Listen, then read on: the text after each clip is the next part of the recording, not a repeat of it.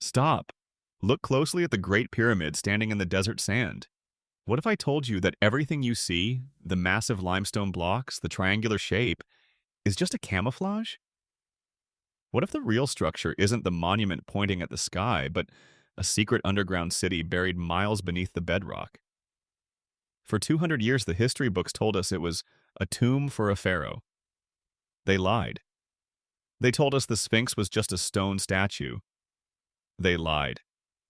Tonight, we are handing you the evidence of a crime scene. A crime against human history perpetrated by a mafia of archaeologists who have sealed the most dangerous technology on Earth behind a concrete wall. From the forbidden copper door found by a remote-controlled robot in 1993, to the vintage blueprints of Nikola Tesla that match the pyramid's core perfectly, we are about to expose the deactivated machine hiding in plain sight. The first crack in the lie appeared on primetime television on November 10, 1993. 30 million Americans watched NBC's documentary The Mystery of the Sphinx in stunned silence. Geologist Robert Schoch stood before the world and presented a shocking image. The body of the Sphinx was not eroded by wind and sand, but by thousands of years of heavy torrential rainfall.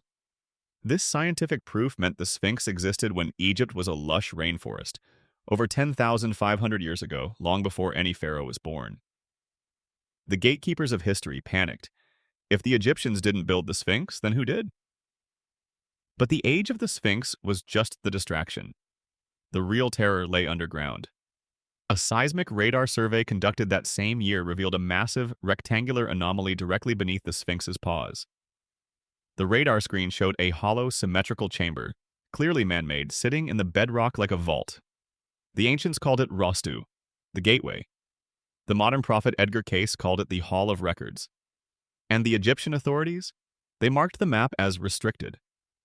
While the world argued about the Sphinx, a German engineer named Rudolf Gantenbrink silently deployed a small robot, Upuaut-2, into the heart of the Great Pyramid. Its mission was to explore a dark southern shaft only 8 inches wide.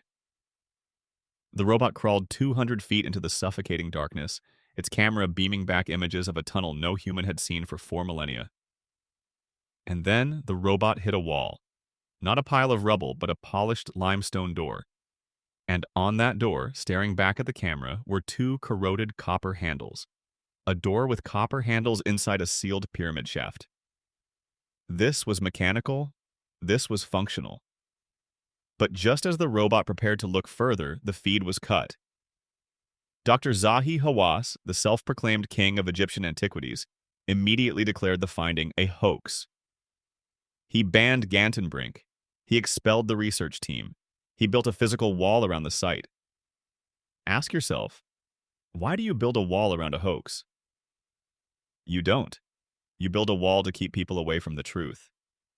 So, what is the truth? To find it, we must leave Egypt and look at the notes of a madman who invented the future. Nikola Tesla.